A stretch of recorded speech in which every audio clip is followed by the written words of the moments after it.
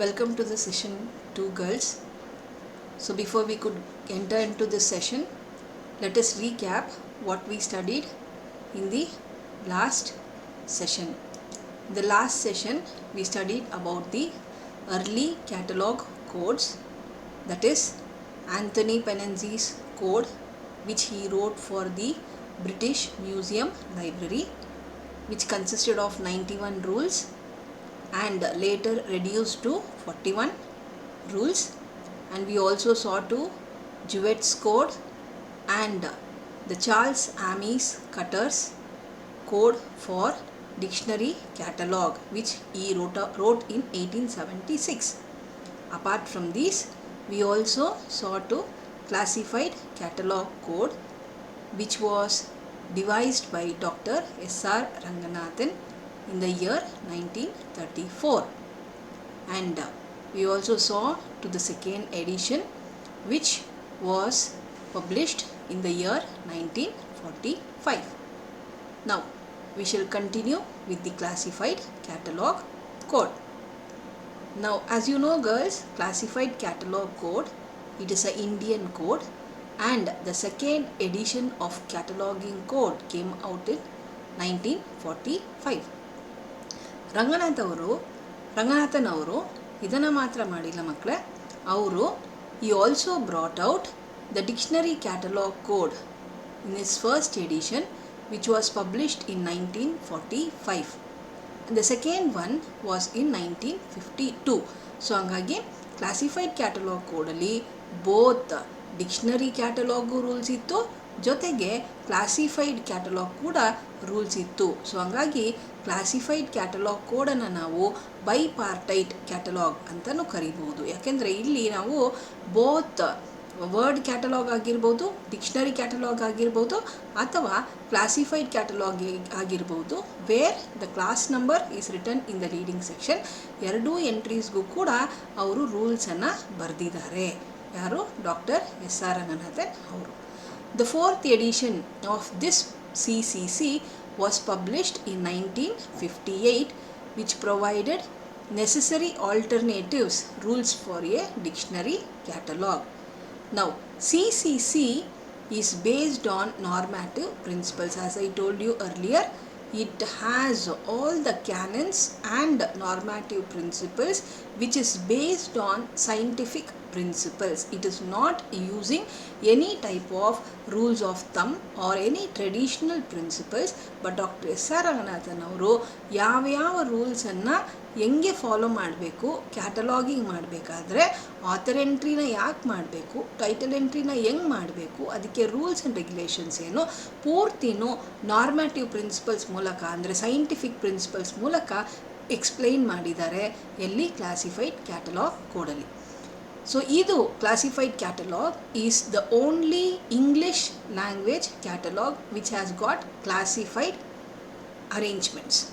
Okay, however this code is used only in India. ಇಂಡಿಯಾಲ್ಲಿ ಮಾತ್ರ use ಮಾಡ್ತಾ ಇದ್ದೀವಿ ಕ್ಲಾಸಿಫೈಡ್ ಕ್ಯಾಟಲಾಗ್ ಕೋಡನ್ನು, ಬಾಕಿ ಕಡೆ ಎಲ್ಲ we use AACR, that is Anglo American cataloguing rules. ಓಕೆನಾ ಮಕ್ಕಳೇ? ಈ CCCದು ಸ್ಪೆಷಲ್ ಫೀಚರ್ ಏನು ಅಂತ ಹೇಳಿದ್ರೆ, ಈ CCCಯಲ್ಲಿ there are rules which are given for compilation of union catalogues for books and periodical publications. Union ಕ್ಯಾಟ್ಲಾಗನ್ನು ಮಾಡೋದು ಹೆಂಗೆ, ಕಂಪೈಲ್ ಮಾಡೋದು ಹೆಂಗೆ, ಯೂನಿಯನ್ ಕ್ಯಾಟ್ಲಾಗನ್ನು ನ್ಯಾಷನಲ್ ಬಿಬ್ಲಿಯೋಗ್ರಾಫೀಸನ್ನು ಯಾವ ಥರ ಮಾಡಬೇಕು, ಇಂಡೆಕ್ಸಿಂಗ್ ಆ್ಯಂಡ್ ಅಬ್ಸ್ಟ್ರಾಕ್ಟಿಂಗ್ ಪೀರಿಯಾಡಿಕಲ್ಸನ್ನು ಯಾವ ಥರ ನಾವು ಕ್ಯಾಟಲಾಗ್ ಮಾಡಬೇಕು, ಇವೆಲ್ಲದ್ರದ್ದು ರೂಲ್ಸು ಕೂಡ ಈ CCCಯಲ್ಲಿ, ದಟ್ ಈಸ್ ಕ್ಲಾಸಿಫೈಡ್ ಕ್ಯಾಟಲಾಗಿಂಗ್ ಕೋಡಲ್ಲಿ ಡಾಕ್ಟರ್ S.R. ರಂಗನಾಥನ್ ಅವರು ತುಂಬ ವಿವರವಾಗಿ ಬರೆದಿದ್ದಾರೆ. So it can be used for compilation of all these, that is union catalogue, national bibliographies, indexing and abstracting periodical. And CCC uses chain procedure. Chain procedure ಎಲ್ಲಿ use ಮಾಡ್ತೀವಿ ಜ್ಞಾಪಕ ಇದೆಯಾ ಮಕ್ಕಳ?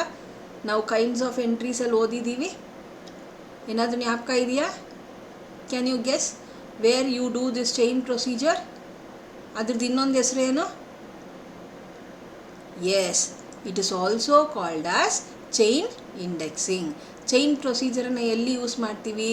ಚೈನ್ ಪ್ರೊಸೀಜರನ್ನು ನಾವು ಕ್ಯಾಟಲಾಗಿಂಗ್ ಮಾಡಬೇಕಾದ್ರೆ ಸಬ್ಜೆಕ್ಟ್ ಹೆಡ್ಡಿಂಗ್ಸ್ ಅಥವಾ class index entry ಅಂತ ಏನು ಹೇಳ್ತೀವಲ್ಲ, ಆ ಕ್ಲಾಸ್ ಇಂಡೆಕ್ಸ್ ಎಂಟ್ರಿ ಅಥವಾ ಸಬ್ಜೆಕ್ಟ್ ಎಂಟ್ರಿ ಮಾಡಬೇಕಾದ್ರೆ ಈ ಚೈನ್ ಪ್ರೊಸೀಜರನ್ನು ಫಾಲೋ ಮಾಡ್ತೀವಿ. ಚೈನ್ ಪ್ರೊಸೀಜರ್ ಮೂಲಕ ಕ್ಲಾಸ್ ನಂಬರನ್ನು ಇಟ್ಕೊಂಡು ನಾವು ಸ್ಪೆಸಿಫಿಕ್ ನಂಬರಿಂದ, ಸ್ಪೆಸಿಫಿಕ್ ಕ್ಲಾಸಿಂದ ಜನರಲ್ ಕ್ಲಾಸ್ಗೆ ನಾವು ನಂಬರ್ಸನ್ನು ಕೊಟ್ಕೊಂಡು ಅದಕ್ಕೆ ನಾವು ಕ್ಯಾಟಲಾಗಿಂಗ್ ಕಾರ್ಡ್ಸನ್ನು, subject cataloguing cards or class index entry ಕಾರ್ಡ್ಸನ್ನು ಮಾಡ್ಕೊಂಡು ಹೋಗ್ತೀವಿ. ಸೊ ಕ್ಲಾಸ್ ಇಂಡೆಕ್ಸ್ ಎಂಟ್ರಿ ಅಥವಾ ಸಬ್ಜೆಕ್ಟ್ ಎಂಟ್ರಿ ಮಾಡಬೇಕಾದ್ರೆ ಈ ಚೈನ್ ಪ್ರೊಸೀಜರನ್ನು ಫಾಲೋ ಮಾಡ್ತೀವಿ. ಸೊ ಈ ಚೈನ್ ಪ್ರೊಸೀಜರ್ ಅಂತ ಏನಿದೆಯಲ್ಲ ಮಕ್ಕಳ, this is one of the most important subject heading method which is used from a class number. With the help of the class number you can do the chain procedure which is followed in classified catalog code, right? And CCC basically gives importance to the title page and its overflow pages. So ನೀವು ಕ್ಯಾಟಲಾಗಿಂಗ್ ಮಾಡಬೇಕಾದ್ರೆ ಮಕ್ಕಳೇ, ಕ್ಯಾಟಲಾಗಿಂಗ್ ಮಾಡಬೇಕಾದ್ರೆ ಎಲ್ಲಿಂದ ನೀವು ಇನ್ಫಾರ್ಮೇಷನ್ನ collect ಮಾಡ್ತೀರಾ? Catalogue ಮಾಡಬೇಕು ಅಂತ ಹೇಳಿದರೆ, ಎಂಟ್ರೀಸ್ ಮಾಡಬೇಕು ಅಂತ ಹೇಳಿದರೆ author, title, publisher, place of publication, year of publication ಅಂತೆಲ್ಲ ಬರಿತೀವಲ್ಲ, ಆ ಪರ್ಟಿಕ್ಯುಲರ್ ಇನ್ಫಾರ್ಮೇಷನ್ನ ನೀವು ಎಲ್ಲಿಂದ ಕಲೆಕ್ಟ್ ಮಾಡ್ತೀರಾ? ಇನ್ CCCಯಲ್ಲಿ ಅದನ್ನು ನಾವು ಟೈಟಲ್ ಪೇಜು ಮತ್ತು ಓವರ್ಫ್ಲೋ ಪೇಜ್ಗಳನ್ನು, ಅಂದರೆ ಟೈಟಲ್ ಪೇಜ್ ಬಿಟ್ಟು ಬಾಕಿ ಪೇಜ್ಗಳು like preface page, forward page, ಈ ಪೇಜ್ಗಳಿಂದ ನಾವು ಇನ್ಫಾರ್ಮೇಷನನ್ನು ಕಲೆಕ್ಟ್ ಮಾಡಿ ನಾವು ಆ ಇನ್ಫಾರ್ಮೇಷನ್ನ ಇಟ್ಕೊಂಡು ಕ್ಯಾಟಲಾಗಿಂಗ್ ಕಾರ್ಡನ್ನು ಪ್ರಿಪೇರ್ ಮಾಡ್ತೀವಿ. Okay, so classified catalog code gives importance to the title page and its overflow pages. So when we do it in the classrooms, girls, we give questions for you to catalog, but when you become a librarian, it is necessary for you to know from where you have to collect the information for cataloging. So you have to depend on title page and its overflow pages to get information to catalog a particular document or to catalog a particular book, right? So ಇಲ್ಲಿ CCCಯಲ್ಲಿ ನಾವು ಆದಷ್ಟು entry ಮಾಡಬೇಕಾದ್ರೆ ಬೇಡದೇ ಇರೋ ಇನ್ಫಾರ್ಮೇಷನ್ನ ಬಿಡ್ತೀವಿ. Like for example AACR12 ನೀವು ನೋಡಿರ್ತೀರ, CCC ಮತ್ತು AACR2 ಎಂಟ್ರೀಸ್ ಮಾಡಬೇಕಾದ್ರೆ there is a lot of difference between the entries which you make in AACR2 and CCC. ಹೌದಾ?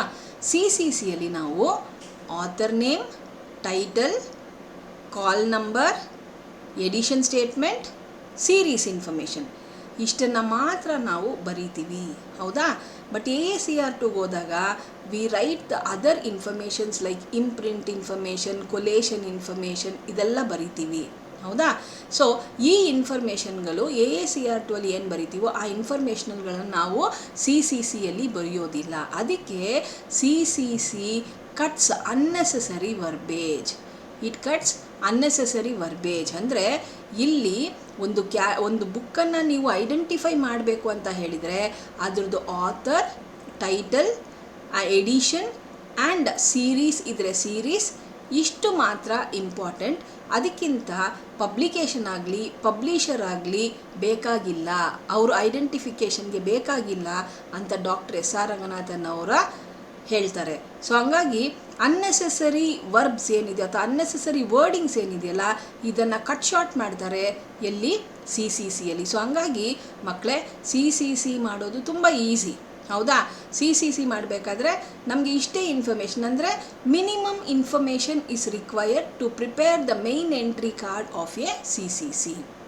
Very easy to prepare, very simple to prepare, and also it is understandable by all the readers who come to the library, right? So here again we only take the book number, ಅಂದರೆ call number ಬರಿಬೇಕಾದ್ರೆ class number plus book number ಬರಿತೀವಿ. Class number plus book number ಬರಿತೀವಿ. Book number ಅಂತ ಹೇಳಿದರೆ ಏನು? It is the year of publication of the document. Year of publication of the document like for example 2:55 N59 ಅಂತ ಬರೆದ್ರೆ ಆ N59 ಅಂತ ಏನು ಬರಿತೀವಲ್ಲ ದಟ್ ಈಸ್ 1959 ಅಂತ ಹೇಳಿ that is called as the book number. ಅಂದರೆ it is the year of publication of that particular book. It is the year of publication. So year of publication ಇದ್ದರೆ ಸಾಕು ಅಂತ ಡಾಕ್ಟರ್ ಎಸ್ ಆರ್ ರಂಗನಾಥನ್ ಅವರ ನಂಬಿಕೆ.